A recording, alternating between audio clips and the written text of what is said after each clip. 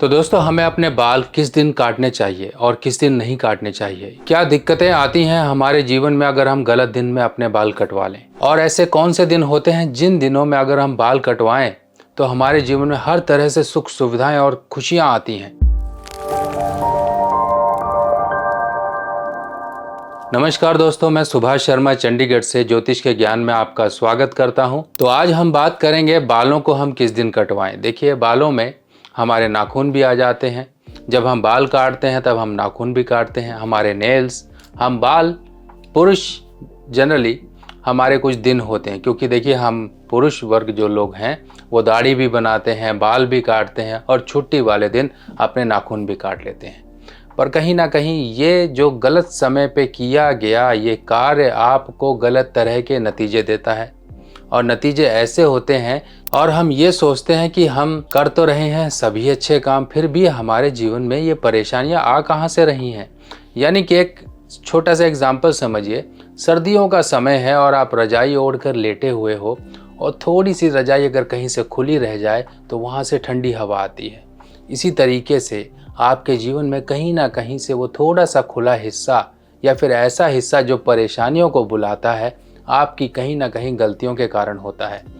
अब शास्त्रों के अनुसार अगर हम माने तो कुछ दिन कहे गए हैं जिन दिनों में कहीं ना कहीं व्यक्ति अच्छे और बुरे फल पाता है, और ये बातें शास्त्रों की और साथ ही साथ हमारे बुजुर्गों की भी कही गई हैं। आपने देखा होगा कि वो कुछ समय पर ही बाल कटवाते हैं, कुछ दिनों का परहेज़ करते हैं। इन दिनों में परहेज़ करने से क्या होता है, कौन से दिन बाल अगर हम खराब जो दिन होते हैं, भारी दिन होते हैं, उनमें कटवा लें तो हमारे जीवन पे कुछ ना कुछ परेशानियां आती हैं। और रही बात माताओं बहनों की, इनके लिए स्त्री जात का जो ग्रंथ है उसके थ्रू काफ़ी जानकारियां मिलती हैं। तो हमारे बालों में हमारे एक तरह से प्राण बसते हैं। हमारे बाल तभी पनपते हैं जब वो शरीर से कुछ पोषण लेते हैं, और ये बालों का सीधा सा संबंध हमारे ग्रहों से अच्छे और बुरे प्रभाव देने से होता है। छोटे बच्चे हैं, अगर हम उनमें शुरू से ही ये हैबिट पैदा कर दें कि आपको सही दिनों में बाल कटाने हैं तो वो अच्छे से जीवन में ग्रोथ करेंगे। अगर कोई पेरेंट्स हैं, बच्चों की चाह रखते हैं या बच्चों पर कोई किसी प्रकार की परेशानी ना आए, तो उनके लिए कुछ ना कुछ यहाँ पर उपाय हैं। आप समझिए, हमें सबसे पहले दिन निर्धारित किए गए हैं। अब ये दिन निर्धारित हमारे कहीं ना कहीं ग्रंथों में हैं। तो सबसे पहले गृह सूत्र में हमारे किस तरह से बाल कटाए जाएं, किस तरह से नहीं, ये मंत्र है। देखिए, गृह सूत्र का जो ग्रंथ है वहाँ से ये मिलते हैं। और दूसरा, महाभारत के अनुशासन पर्व में यानी कि पर्व खंड में ये जिक्र आता है कि किस दिन हमें बाल कटाए जाएं। और वाराही संहिता जो है ग्रंथ, इसके जो आप ये श्लोक देख रहे हैं, इसके अकॉर्डिंग कुछ दिन बताए गए हैं कि अगर इन दिनों में हम बाल कटवाएं तो हमारी आयु क्षीण होती है। आयु, यहाँ पर सीधी सी एक बात कही गई है, आयु क्षीण होती है। इससे संबंधित बहुत सी बातें हैं। आयु कैसे क्षीण होगी, आपका धन कैसे नुकसान होगा। आयु जब क्षीण होती है यानी कि इंसान को कुछ ना कुछ रोग लगते हैं, कुछ ना कुछ ऐसे परेशानियां आती हैं जिसमें धन का नुकसान होता है। व्यक्ति इन्हीं परेशानियों के कारण जीवन में दुख भोगता है जब उसके जीवन में कहीं से ये जो परेशानी पैदा करने वाले फैक्टर्स आते हैं। जैसे धन नुकसान करने के लिए आपने देखा होगा कई लोग न जाने कैसे बीमारियों में पैसा बर्बाद कर देते हैं, उनका पैसा इसी काम में जाता है। और कईयों की आयु क्षीण, कई बार एक्सीडेंट, चोट, दुर्घटना ये सब होती हैं।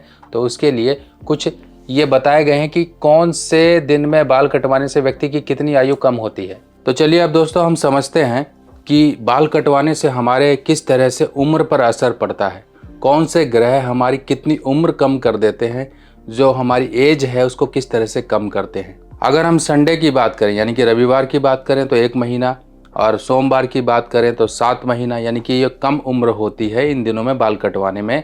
तो सोमवार में 7 महीने हो गए, मंगलवार में 8 महीने हो गए, और ध्यान दीजिए बुधवार में यहाँ पर 5 महीने आयु की वृद्धि होगी, यानी कि आयु बढ़ेगी, कम नहीं होगी। अगर हम गुरुवार यानी कि थर्सडे की बात करें तो ये 4 महीने, और इसी तरह से शुक्रवार का दिन देखिए, यहाँ पर 11 महीने की आयु में घट नहीं रही है, यहाँ पर बढ़ रही है। यानी कि शुक्र आपकी 11 महीने की आयु को बढ़ा देंगे।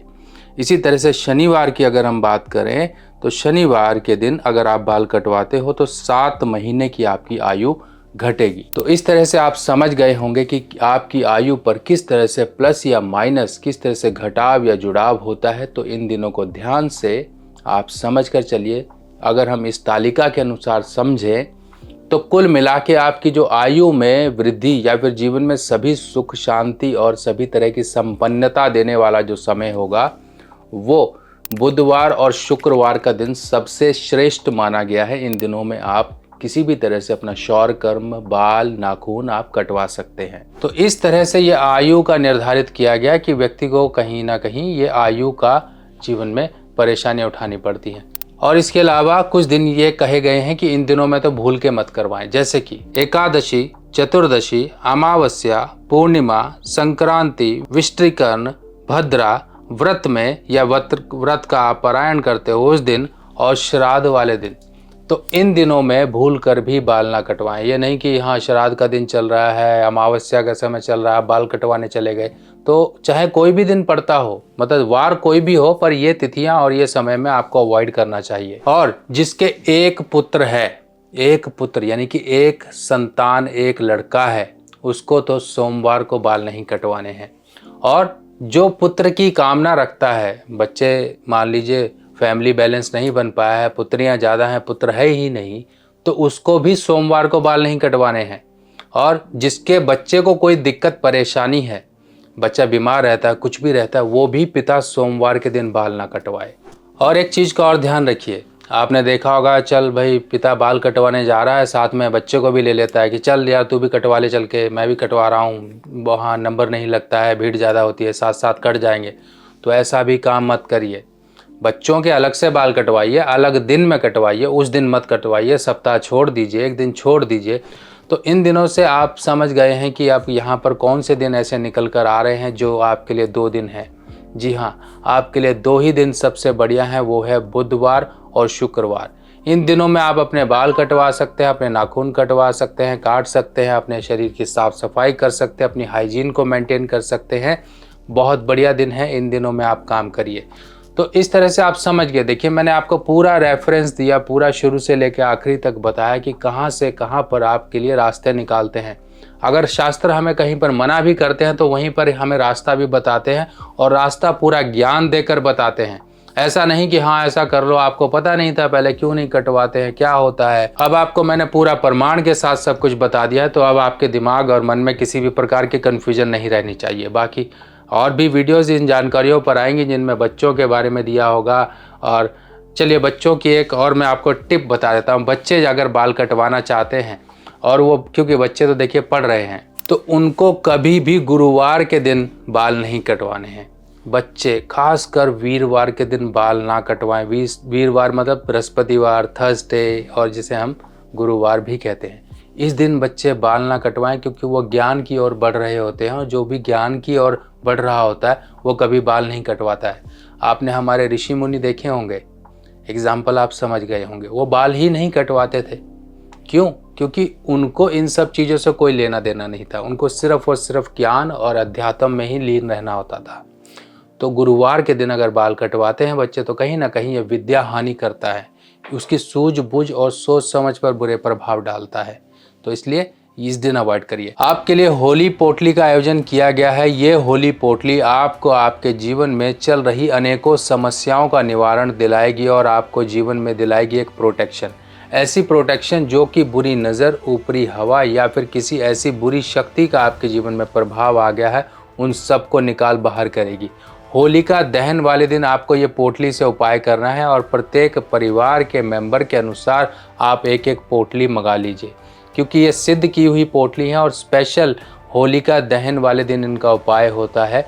और ये पोटलियाँ आपके लिए शुभ मुहूर्त में बनाई गई हैं, ताकि आप होलिका दहन का अपना उपाय करके अपने परिवार को प्रोटेक्शन दे सको। और अगर जीवन में कोई परेशानियाँ, तंत्र, बाधा, नज़र दोष है, किसी भी तरह की परेशानियाँ, चाहे आपके कामकाज पे, चाहे आपके जीवन पे, चाहे आपके परिवार पे, किसी के ऊपर भी चल रही है, तो उनके सिर से उतारा करके इस होलिका पोटली को आप अग्नि में दहन करके आइए, और आपको इस होलिका पोटली से अनेकों लाभ मिलेंगे। एक बार किया गया यह छोटा सा उपाय आपको बहुत बड़े राहत में लेकर आ जाएगा, आपके जीवन में चल रही परेशानियों को दूर करेगा। तो ऑर्डर करने के लिए आप व्हाट्सएप नंबर पर अपना डिटेल भेज के, एड्रेस वगैरह भेज कर आप इसे मंगा सकते हैं। थोड़ी मात्रा में हमारे पास पोटली है, तो जितना जल्दी हो सके आप टाइम से मंगा के अपने उपाय को करें। बाकी ऐसे ही और जानकारियों के साथ मैं आपके सामने फिर हाजिर होऊंगा। तब तक के लिए अपने सुभाष भाई को आज्ञा दीजिए।